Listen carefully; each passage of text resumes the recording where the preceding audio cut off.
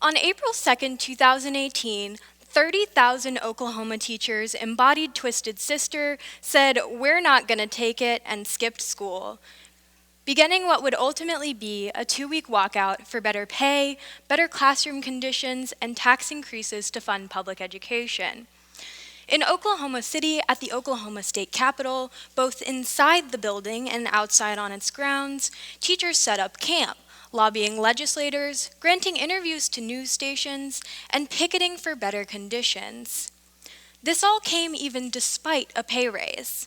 In the weeks leading up to protests, the legislature approved an approximately $6,000 pay increase for teachers and $1,000 for school support staff and professionals.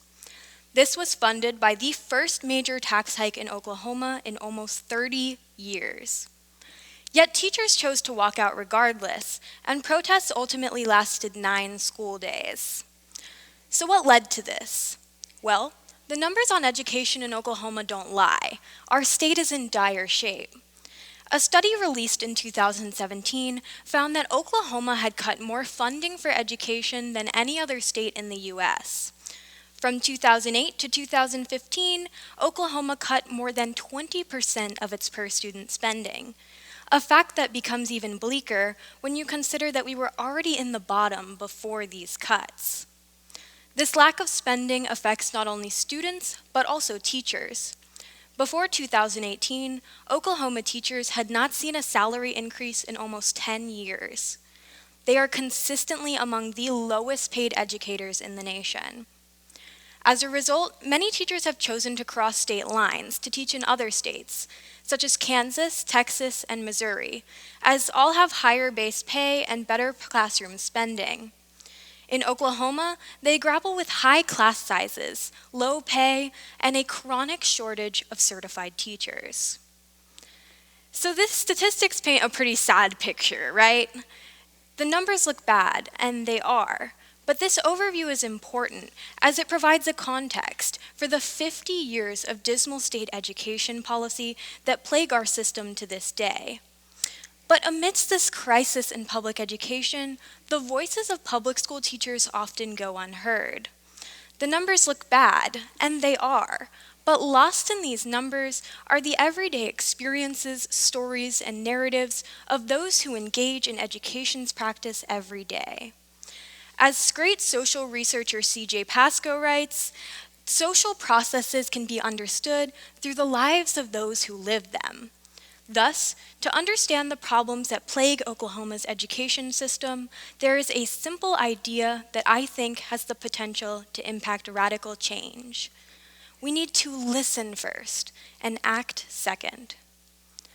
The numbers speak for themselves, but I begin to wonder, is there more to the story? Armed with questions, I set out to listen to Oklahoma's public school teachers. I would sit down with them for an interview that ultimately lasted anywhere from 2 to 5 hours. I transcribed the interviews, dug deep into their meanings and connections, and formed conclusions. When I set out to study Oklahoma's public school teachers, the walkout had not yet occurred. It was not even a possibility being openly discussed. As such, teachers often face their problems quietly or alone. This led one of my interviewees to confide in me that she felt that teachers did what she called the 3 S's. They struggled silently with a smile. The picture she paints here is bleak. Teachers are forced to grit and bear it every day, with a smile even, because we hadn't acted to fix the wrongs of our system. So, I interviewed teachers both before and after the walkout, and the tone changed drastically in some ways, and in other ways, not at all. I interviewed teachers from all different schools and places, ranging from urban to suburban and rural. I interviewed teachers that taught subjects ranging from kindergarten to AP Calculus to visual arts. So what did I learn? Well, most of all, I learned there runs a common narrative through the heart of the Oklahoma public school teacher, one that involves triumphs and struggles, empathy and passion. I learned that all of their problems were not solved by one pay raise. So here's the 3 things that Oklahoma's public school teachers taught me. First, they care deeply about their students, and current policy and funding makes it much more difficult for them to do so. Second, protests were not just about pay. They were about dollars for their students and for their classrooms. And third and finally, disrespect levied by government officials and legislators was profoundly affecting and stymied any chance for potential progress. The first thing that Oklahoma's public school teachers taught me is that they care deeply about their students' social, emotional, and academic success. One of the teachers I interviewed, a woman who has a master's degree and teaches a high-level subject in an Oklahoma high school, had begun sitting down with her students to ask them a simple question: what do I need to know about you? She took time with her students individually. This had nothing to do with her class, nothing to do with her subject directly, and came out of her personal time.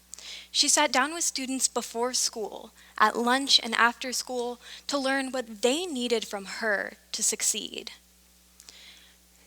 She told me stories of students who were struggling at home, who had gone without enough food or had once been abused, ones that she sheltered appropriately in her classroom. She told me that she didn't care as much about her AP pass rate as long as she helped and educated those who needed it most. She became a counselor, a cheerleader, and a caseworker for her students because support staff in Oklahoma has been cut so drastically that it barely exists.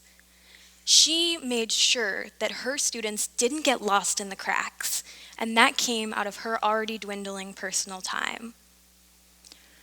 The second thing Oklahoma's public school teachers taught me is that protests were not just about dollars in their pockets, but dollars in their classrooms and for their students. One of the teachers I interviewed spent thousands of dollars on her classroom out of her already hurting pockets. She felt duty-bound to provide the best learning environment for all of her students, not by her school or by parents, but by her own standards. She bought special learning tools, foam noodles for hyperactive students to wiggle their feet. She replaced her classroom's fluorescent lights with lamps for students with sensory processing issues. Her school's bare minimum of a desk and a chalkboard was not sufficient to reach her students, so she upped its offerings. It wasn't about money, it was about reaching her students. And if her school and state's budget didn't allow it, well, she was going to figure it out herself. The third and most emotionally stirring thing that Oklahoma's teachers taught me is that they no longer maintained much faith in their government. They found that those who claimed to represent them either had little to say for them or a lot to say against them. The snide remarks that government officials made weighed heavily on my interviewees. Oklahoma Governor Mary Fallin even likened protesting teachers to teenagers who just wanted a better car. These kind of remarks weighed heavily on my interviewees, but teachers took these comments in stride, and with a bit of that educator ingenuity, putting together car shows featuring their decades-old clunkers. But the damage was done, and this kind of disrespect weighed on them. One teacher put the whole issue succinctly, saying, "I don't care how much you pay me, I won't work for these jackasses anymore." This teacher saw the disrespect levied by legislators as a cause of the exodus of teachers fleeing from Oklahoma's system. Now, these sound like cherry-picked examples, but I can assure you, through my time talking to Oklahoma's public school teachers, that these viewpoints aren't unique or unusual. They represent themes that were common throughout most or all of the teachers that I interviewed. These teachers cared deeply about their students, their profession, and did not find that all of their problems had disappeared after the walkout. So this is what I learned from listening. The power in listening to other people's narratives is profound. Many of the teachers I interviewed brought up that anyone that spent a day in their shoes would not leave unchanged by what they saw. Though I did not spend a day with them in their classrooms, my time talking to them revealed to me the power in understanding the problems that plague our system through the eyes of those who educate it in it every day. Their stories are meaningful and can be understood through the narratives that they constructed, the people that they felt were important, who had supported them and who had failed them, and how. So where are we now? It's been almost a year since teachers began protesting. Well, a study was released last month that found that 30,000 teachers have left the state of Oklahoma in the last 6 years. 30,000. This is not surprising, given that even after the walkout, legislators and government officials continue to disregard their voices. Newly elected governor of Oklahoma, Kevin Stitt, recently proposed an executive budget. In it is a $1,200 pay increase for teachers, but not a single dollar of funding for classrooms or per pupil spending. A bill proposed in response to teacher protests would force anyone who gathers in protest at the Oklahoma Capitol to post a $50,000 bond to, quote, offset the cost of cleanup, security, and repairs. Even more egregious, a bill proposed in the Oklahoma House would permanently revoke teaching certifications from any teacher who walked out in protest, preventing them from ever teaching in the state of Oklahoma again. Is this really what we want to say in response to our educators' brave choice to stand up for our students and our state? Legislators and government officials who take actions like these send a clear message. I didn't hear what you had to say. I wasn't listening. So I ask, if you are an Oklahoma citizen, when you go to the ballot box, do you know what state question, candidate, or proposal is really going to help teachers and public education? Will we listen when teachers tell us what is and isn't good for education and vote accordingly? If you are an Oklahoma politician, will you vote for measures that actually improve teachers' lives, or will you continue with the shameful status quo in Oklahoma of ignoring public education? Will we as Americans, as Oklahomans, listen, really listen, when teachers tell us what they need to succeed? Or will we fail an entire generation of students by starving their teachers of the resources and respect they so desperately deserve? The movement that teachers have started isn't about being greedy and asking for more and more. It's about asking us to listen and hear the voices of those who educate our future generations every day.